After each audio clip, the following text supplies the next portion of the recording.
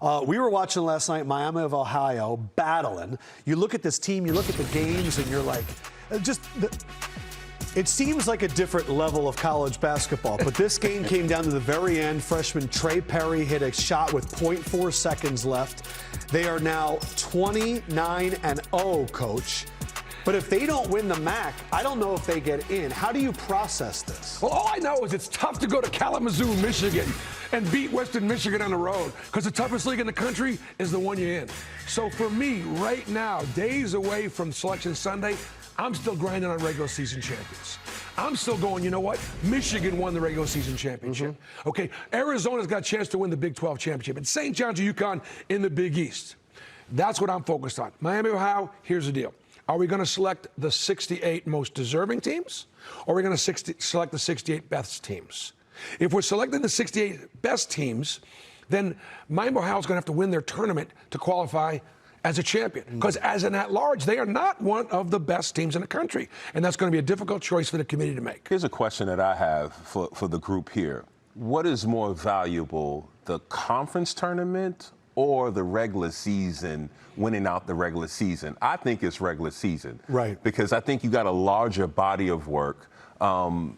I think they play well, but the unfortunate part of being a mid-major is you got to handle your business not only in conference but also in tournament play. Yes. My son played at the University of New Mexico, and they actually snuck in and won the conference tournament. And that throws off everybody. And they win and they lost to Clemson. But at the end of the day, I think you just got to take care of your business if you're a mid-major team. Yeah. I don't know if the 0 at the end of the season makes a difference, unless they win out their conference. Because here's why it's crazy. The MAC has not had multiple teams, multiple bids since 98-99. So that's almost 30 years ago. And the strength of schedule for Miami of Ohio, 321st. It doesn't look good when we're weighing resumes, which is what's happening with the bubble talk right now. You mentioned New Mexico. Correct. They're one of those first 4 in, first 4 outs. These are always a little deceiving because you don't know who the first 8 in or the last 8 out are. But what is this moment like, this bubble time? I know you're thinking about this right now with your son as well, with all. Yeah, I mean, you got to play your way in or you're going to lose your way out. It's just that simple with all these teams. And Mash, to your question,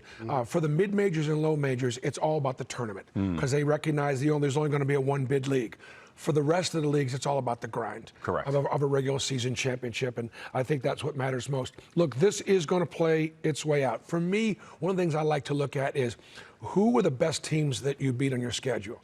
Because if we're playing in a tournament to win a national championship, that tells me at the end of the day, there's 7 different metrics. For me, like a team like TCU that had so many great wins, I think they maybe get an edge. I look at Auburn. They're a team that beat St. John's or beat Florida at Florida's second base win. Here are the Andy Katz's bubble watch, the last 4 in and the first 4 out. And these teams are all going to play their way in or out. I want to quote the great American philosopher, Coach Bruce Pearl. And you said the toughest conference you're in is the one that you're in. Yeah. So for me, it's hard to be ranked 20th in the country and not make the NCAA tournament. Right. So what stays and what goes if that is the case? I think it's all subjective at the end of the day. And also, I think the mid-majors have a different challenge.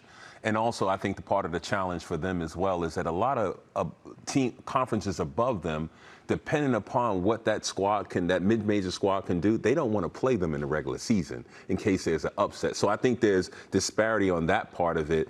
But I've never been in a bubble situation when I was at the University of Kentucky. I mean, we went to You were never in one either, right? No, I mean, University of Kentucky, my first year, we couldn't go to the tournament because of probation, so we watched that. I was on spring break. Loved that, by the way. Different experience. Yeah, different experience. I loved it. But my second 2 years, my sophomore year and junior year, we won the conference tournament and everything like that. We were just in a different... Yes. Going for different things, more championship than actually trying to get into the tournament. And see, when we were in school, the Big Ten didn't have a conference championship. So you had to win the Big Ten outright. And that was the way. And that was it. So now, as a team like even Michigan, they get a chance to win it in the regular season. They get a chance to win it in the tournament as well. Man, can you imagine they go 31-0 and lose in their conference tournament? And now you're sitting there, the selection committee, going like, you feel bad for those last 4 and first 4 out. By the way, first 4 out, San Diego State, New Mexico, 2 teams, they play each other today. We are going to keep up to date with all the bubble games so that you guys can have an understanding of where we are.